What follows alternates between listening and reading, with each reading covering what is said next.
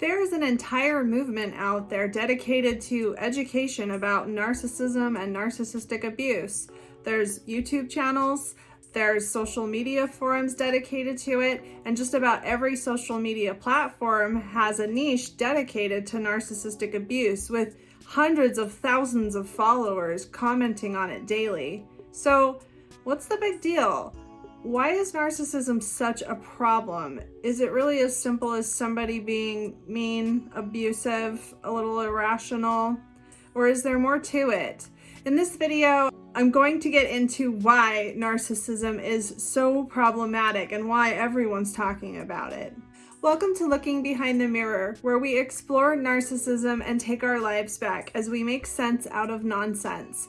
As a quick disclaimer, everything I say is based on my opinions and my personal experiences.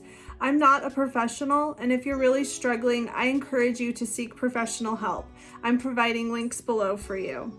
So what is so bad about narcissism? Why aren't we talking more about just abuse and abuse awareness? Why are we so focused on narcissism itself? Narcissism and abuse, while very tightly related, are not the same thing. Not all narcissists are necessarily abusive, and not all abusive people are necessarily narcissists. Although I feel pretty strongly that anyone that is being abusive, even if they aren't a pathological narcissist, they are being narcissistic while they are being abusive. Abuse is narcissistic. But that being said, why don't we focus more on abuse? Why all the fuss about narcissism? Okay, I'm going to tell you why it's such a problem in one short sentence, and that would be that narcissists are unable to form genuine emotional connections with other people. I think that's really what it all boils down to, but I need to further explain why that is such a problem. We need each other to survive. And narcissists are no exception. Narcissists need other human beings in order to get through life. In fact, they need other people more so on an emotional level because they can't really function without getting emotional validation from outside of themselves. Every minute of every day, really. They need external validation, commonly called supply, in order to get through life. So narcissists need other people arguably even more than a normal person does. But how's a narcissist going to keep people around him or herself when they're unable to form genuine emotional connections with people? They kind of have to fake it. And to play devil's advocate, a pathological narcissist really doesn't have any other practical choice. And a lot of them probably don't even realize that what they're doing is such an aberration from normal human interaction. That's the way they've been their entire lives. So they probably, a lot of them anyway, probably think it's normal. And that's probably a big reason of why they're so cynical and why they don't trust anybody. Because a lot of them probably don't realize that it's just them, that most people are actually able to form genuine emotional connections. They're the only one that's having to fake it. But what this turns into is a human being that appears to be normal. And to somebody that's not a narcissist and has never really heard of narcissism and doesn't understand what it is, you think you're looking at a normal person. And when that normal person is interacting with you and pretending to care about you and is actually manipulating you purposefully to try to form an emotional bond in a fraudulent way, you could easily fall for it if you're susceptible to that. I mean, generally as human beings, we're not taught to go around looking for fake people, We don't understand the depth that somebody can be fake, that somebody that seems perfectly normal and functional, that expresses interest in us, that forms an emotional bond with us, could be so different from other people, could be so empty, and could be just pretending the whole time. That just really isn't on our menu of possibilities until it actually happens to us. People end up in relationships, and it could be a friendship, a romantic relationship, maybe a business partnership, maybe it's a family member. And you end up in these relationships with people that you think are one way, but really, it's a fraudulent relationship. It's real to you. You formed a genuine emotional bond, but you formed an emotional bond with somebody that's really pretending, somebody that's not really who they pretend to be, and they're not emotionally connected to you the way that you're emotionally connected to them. They're pretending to be. And you have no reason to doubt them. You have no reason to believe that a human being could even be capable of such a fraud, such a lie. And what happens with narcissism is eventually, because it's based on a lie, because it doesn't really have a foundation to it, it almost always will crumble in one way or another. You know, you might stay together, but the relationship itself is going to suffer because the relationship is really a one-way relationship. It's not what it appears to be. So when the relationship starts to crumble, sometimes we are unfortunate enough to see that the narcissist was never actually bonded to us in a healthy way.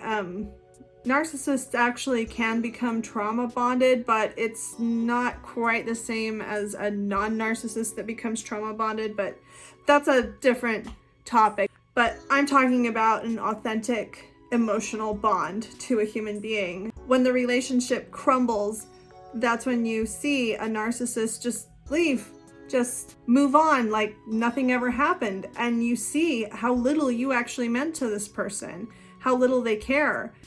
You're disposable, and you've been disposable the whole time. The narcissist was ready at any moment to walk away. The minute that the relationship no longer benefited him or her, they can walk away and it doesn't bother them. So in this way, narcissism is a huge problem for people that aren't narcissists.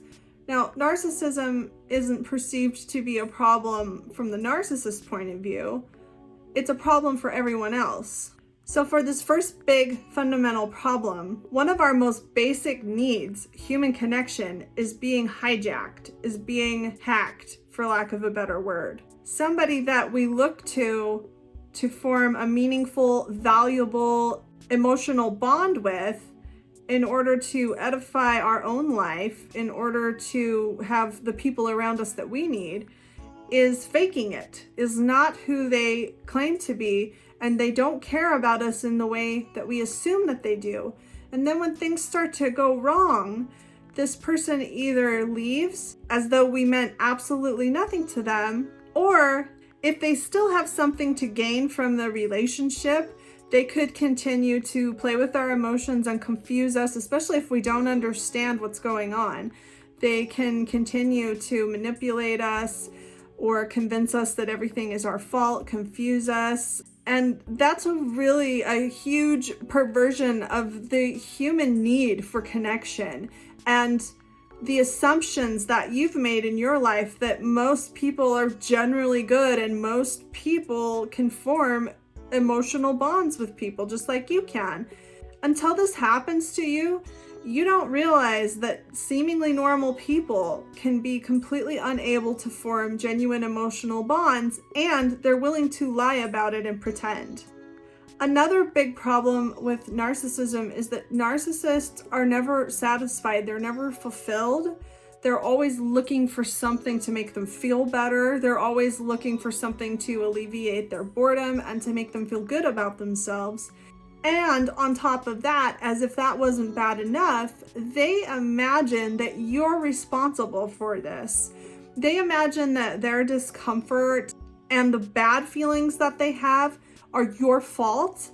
And they imagine that it's your job to make them feel good about themselves. It's your job to fix it. And they really believe this. They really believe it. So when they're spinning you around in circles with this nonsense that never makes any sense about how everything is always your fault, part of the madness of it is that they really believe it. They really believe that you're responsible for something that you can't even see or understand, that it really is all your fault.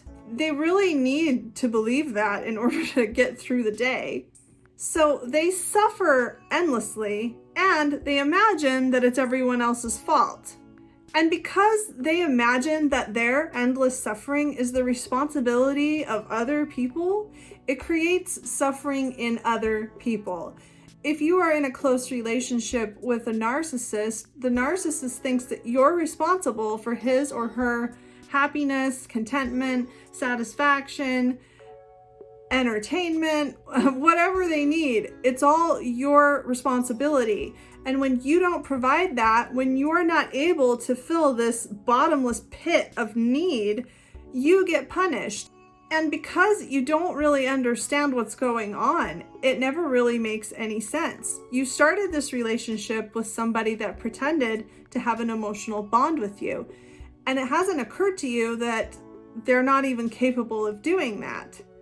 And now they're always upset with you, and it never seems to make any sense. And ultimately, the relationship falls apart, and the emotional bond that you formed can cause extreme suffering, can cause grief for the loss of the relationship, depression, anxiety. You can become traumatized because of the way that you were treated and abused. But that's after you get out of this loop of misunderstanding.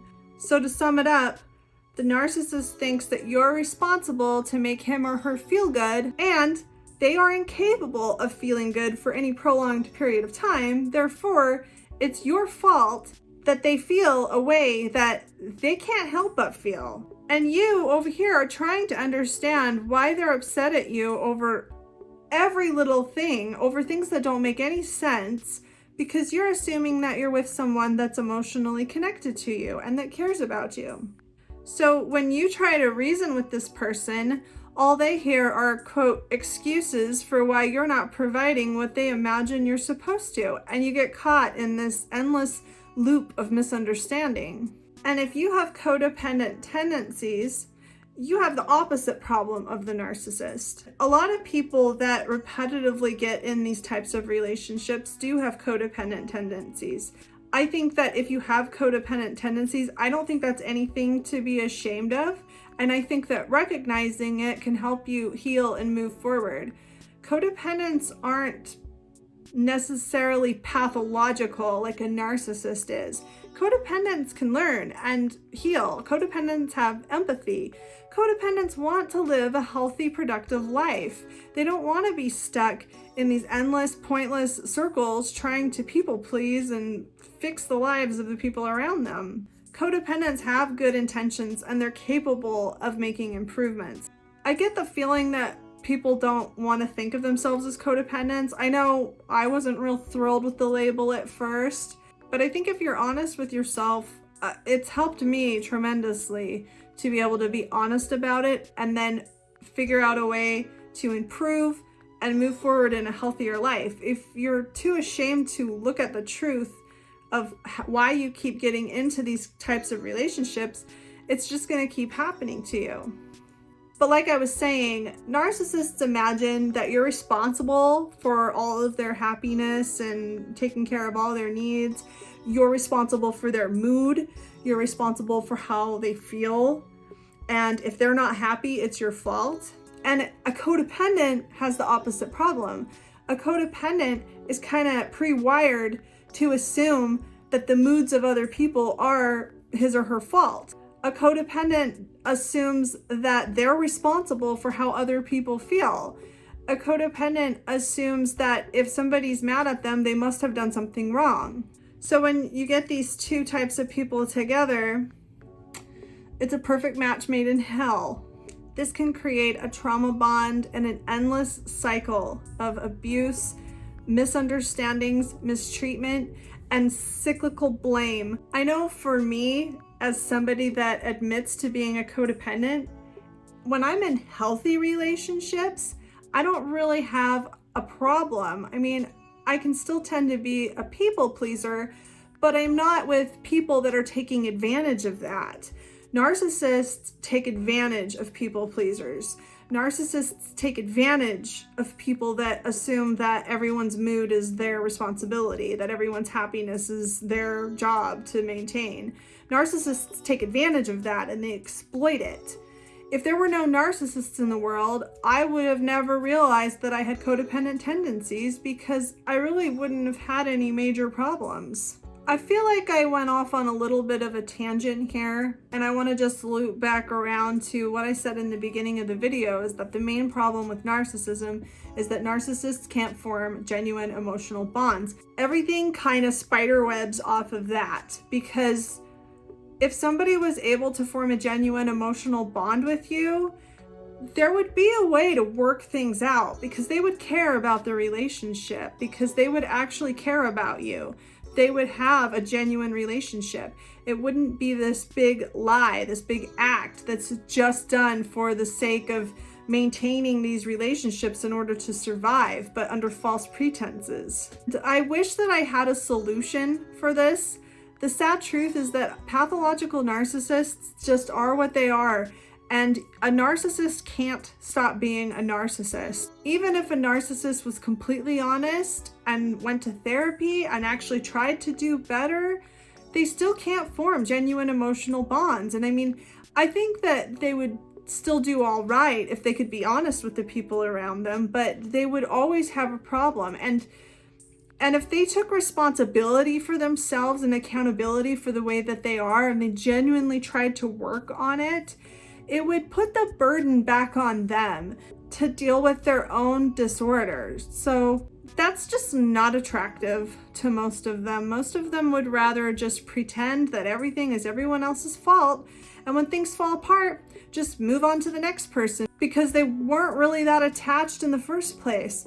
So it's much easier for a narcissist to just burn a bridge, move on, as long as they have a steady stream of people to keep feeding off of. It really doesn't hurt them at all. It really doesn't bother them. It might be inconvenient and annoying, but it's not really a problem for them. It's a problem for the human debris that they leave behind, the trauma and the long recovery processes and the therapy and the lives that are ruined when narcissists are just moving on through all these people, unable to form any genuine connections with them. If there is a solution to all this, it would be awareness. And that's why I've started this channel. And I think that's why there's such a big movement right now that's really pushing for awareness and education about narcissism and what it is and how prevalent it actually is.